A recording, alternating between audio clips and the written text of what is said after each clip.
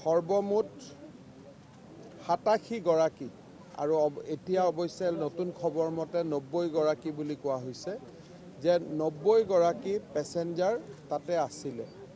ইয়াৰ ভিতৰত এগৰাকী পেছেঞ্জাৰ যাক আমি পৰিস্মিতা দাস অধ্যাপিকা আছিল, তেখেতৰ মৃত্যু হৈছে আৰু দুজন লোক আমি পোৱা খবৰ মতে এতিয়ালৈকে মিচিং হৈ আছে। এজনৰ নাম হ'ল ইন্দ্ৰেশ্বৰ বৰা, তেখেত লখিমপুৰৰ, আৰু আন এজনৰ নাম হ'ল ডক্টৰ বিক্ৰমজিৎ বৰুৱা, তেখেত যোৰহাটৰ।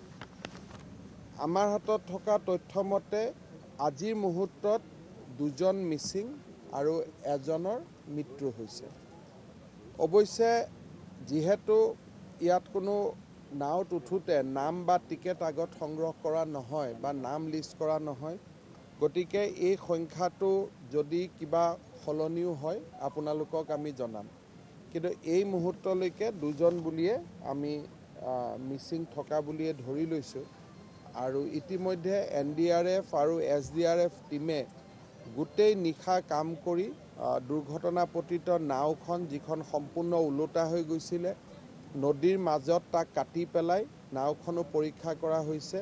নাওখনৰ ভিতৰত প্ৰথমতে মানুহ থকা বুলি সন্দেহ কৰা হৈছিল, কিন্তু নাওখন কাটি ওলোৱাৰ পিছত তাতে কোনো মানুহ পোৱা যোৱা নাই, খালি কেইটামান সামগ্ৰীৰ বেগ পোৱা গৈছে। ইতিমধ্যে যোৰহাট আৰক্ষীক আমি এটা ক্ৰিমিনেল কেছ ফৌজদাৰী গোচৰ আমি ৰুজু কৰিবৰ কাৰণে কৈছোঁ আৰু আজি আমি নিশ্চয় গধূলিলৈকে আৰু এটা উচ্চপদস্থ তদন্তও আমি ঘোষণা কৰিম যে কি কাৰণে এই দুৰ্ঘটনা সংঘটিত হ'ল। ইতিমধ্যে আভ্যন্তৰীণ জল পৰিবহণ বিভাগে ইয়াৰ এক্সিকিউটিভ ইঞ্জিনিয়াৰ, SDO আৰু জুনিয়ৰ ইঞ্জিনিয়াৰ তিনিওজনকে নিলম্বিত কৰিছে। আমি যদিও দুৰ্ঘটনাৰ কাৰণ আমি এতিয়ালৈকে উলিয়াব পৰা নাই, কিন্তু আমি সকলোৱে দেখিছোঁ যে জাহাজখন আহি পেলাই নাওখনত খুন্দা মাৰিছিল আৰু নাওখনে নিজৰ যাত্ৰা আৰম্ভ কৰাৰ পথত আছিলে। এই যি আমাৰ নিমাতী ঘাট কমলাবাৰীৰ মাজত বা আমাৰ গোটেই অঞ্চলটোত 10খন প্ৰাইভেট ফেৰী বা প্ৰাইভেট নাও চলে, কিন্তু এখেতসকলৰ ইঞ্জিনবিলাক ছিংগল ইঞ্জিন। তেওঁলোকৰ ইঞ্জিনবিলাক মেৰাইন ইঞ্জিন নহয়। এটা মেৰাইন ইঞ্জিন লগাওঁতে আমাক প্ৰায় 10 লাখ টকাৰ প্ৰয়োজন হয় আৰু আমি এটা কথা আজি সিদ্ধান্ত লৈছোঁ যে ছিংগল ইঞ্জিন আমি আৰু ইয়াতে জাহাজ চলিব নিদিওঁ।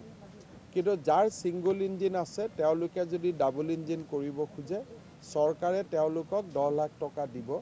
তাৰ 75% আমি ছাবচিডি হিচাপত দিম, 25% আমি লোন হিচাপত দিম আৰু তেওঁলোকে যদি প্ৰয়োজন হয় তেওঁলোকে বিচাৰে ছিংগল ইঞ্জিনখিনি মেৰাইন ইঞ্জিনলৈকে তেওঁলোকে কনভাৰ্ট কৰিব পাৰিব।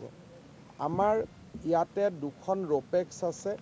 সেই 2খন ৰোপেক্সৰ কাম অনতিপলমে পৰিবহণ মই আৰম্ভ কৰিবৰ কাৰণে পৰিবহণ মন্ত্ৰীক কৈছোঁ আৰু পানী নোহোৱাৰ সময়তো যাতে ৰোপেক্স 2খন চলি থাকিব পাৰে তাৰ বাবে ড্ৰেজিং কৰি চেনেলাইজ এটা কৰিবৰ কাৰণে মই অনুৰোধ কৰিছোঁ। কালি আমাৰ সৰ্বানন্দ সোণোৱাল ডাঙৰীয়াও কালি গুৱাহাটীত আহিব, তেখেতৰ লগতো মই কথা পাতিম যাতে আমি নিমাতী আৰু কমলাবাৰীৰ মাজত এটা ড্ৰেজিং কৰিব পাৰোঁ আৰু ৰোপেক্সখন যাতে প্ৰত্যেকটো সময়তে চলি থাকিব পাৰে।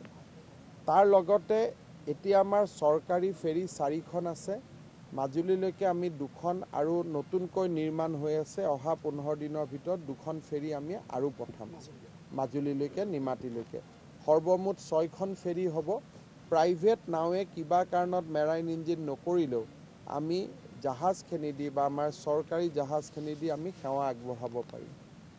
ইয়াতে আমাৰ যিখিনি মানুহে নাওত বা জাহাজত কাম কৰে তেওঁলোকৰ স্বাস্থ্য পৰীক্ষা, তেওঁলোকৰ ফিটনেছ, এইবিলাকৰ ওপৰত আমি বহুত বেছি গুৰুত্ব দিব লাগিব আৰু তাৰ বিষয়ে আমি SOP এটাও আমি প্ৰকাশ কৰিম।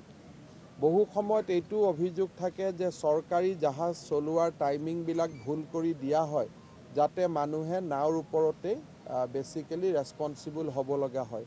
আমি চৰকাৰী জাহাজ কেইখনৰ টাইমিঙো আমি ইয়াতে ঠিক কৰি দিম আৰু নিমাতীৰ ফালৰ পৰা এজন মেজিষ্ট্ৰেটে আৰু কমলাবাৰীৰ পৰা এজন মেজিষ্ট্ৰেটে এই জাহাজখিনি টাইমত গৈছেনে নাই তাৰ বিষয়ে খা খবৰ ৰাখিব। আমাৰ মাজুলী দলংখন লৈও যোৱা কালিৰ পৰা বহুতখিনি কথা বতৰা সংবাদ মাধ্যমত আহিছে। মাজুলীৰ দলং নিৰ্মাণৰ কাম পূৰ্ণগতিত চলি আছে। তাত প্ৰথম হ'ল এই গোটেই কণ্ট্ৰেক্টটো দিয়া হৈছিল EPC কণ্ট্ৰেক্ট। EPC কণ্ট্ৰেক্ট মানে কণ্ট্ৰেক্টৰজনে নিজে ড্ৰয়িংটো প্ৰিপেয়াৰ কৰিব লাগে। তেওঁলোকে ড্ৰয়িংটো প্ৰিপেয়াৰ কৰি ভাৰত চৰকাৰক জমা দিছে আৰু ড্ৰয়িংটো এপ্ৰুভ হোৱাৰ পিছত নৱেম্বৰ মাহৰ পৰা পূৰ্ণগতিত দলঙৰ নিৰ্মাণৰ কাম আৰম্ভ হ'ব আৰু দলঙৰ নিৰ্মাণ শেষ কৰোঁতে 4 বছৰ লাগিব। অৰ্থাৎ 4 বছৰত দলংখন শেষ হ'ব, নৱেম্বৰ মাহৰ পৰা কাম আৰম্ভ হ'ব। এক্সট্ৰা ড'জ বিল্ডিং হ'ব, এক্সট্ৰা ড'জ ব্ৰিজ হ'ব আৰু এই ব্ৰিজখনৰ নিৰ্মাণ কাৰ্য প্ৰতিটো মুহূৰ্ততে আমি পৰ্যালোচনা কৰিবৰ কাৰণে আমি মন্ত্ৰী গোট এটাও গঠন কৰি দিম, যাতে তেওঁলোকে সকলো সময়তে ব্ৰিজখনৰ কনষ্ট্ৰাকশ্যন পৰ্যালোচনা কৰি থাকিব পাৰে। 4 বছৰ মই ৰাতিপুৱা কথা পাতিছিলোঁ ভাৰত চৰকাৰৰ লগত, তেওঁলোকক 4 বছৰ লাগিব বুলি কৈছে। নাও দুৰ্ঘটনাত যি আমাৰ পৰিস্মিতা বৰা এটা খুব উদ্যমী জীৱন আছিল, তেখেতৰ মৃত্যু হৈছে, আমি সকলোৱে দুখ প্ৰকাশ কৰিছোঁ। আৰু পৰিস্মিতা দাস আৰু আমাৰ পৰিয়ালটোৰ দেউতাক মাকৰ লগত মই আলোচনা কৰি যিয়ে তেওঁলোকক প্ৰয়োজন হয় গোটেইখিনি সহায় সাহায্য চৰকাৰে আগবঢ়াব। আমিতো এনেই 5 লাখ টকাকৈ দিব পাৰোঁৱেই, কিন্তু তাতকৈও যদি কিবা বেছি প্ৰয়োজন হয় বা পৰিয়ালটোক আন কৰ্মসংস্থাপনৰ কথা আহে আমি গোটেইখিনি চাই দিম। আৰু বাকী 2জন মিচিং হৈ আছে, ভগৱানৰ ওচৰত প্ৰাৰ্থনা কৰিছোঁ তেওঁলোকক যাতে আমি জীৱনতে উদ্ধাৰ কৰিব পাৰোঁ। আৰু সেই বিষয়ে যদি কিবা কাৰণত আমি বেয়া খবৰ পাওঁ, ভগৱানে নকৰক, তেতিয়া আমি নিশ্চয় সেই দিশকেইটাৰ ওপৰতো আমি চকু দিম। গোটেইকেইটা পৰিয়ালৰ লগত অসম চৰকাৰ থিয় হৈ থাকিব। আজিৰ পৰাই ছিংগল ইঞ্জিন বন্ধ হ'ব, কিন্তু আমি কাৰো জীৱিকাত আঘাত কৰিব নোখোজোঁ। তেওঁলোকে মাজুলী জিলাৰ উপায়ুক্তক আবেদন কৰাৰ লগে লগে তেওঁলোকৰ ইঞ্জিনকেইটা মেৰাইন ইঞ্জিনলৈকে কনভাৰ্ট কৰিবৰ কাৰণে 10 লাখ টকাকৈ পাব।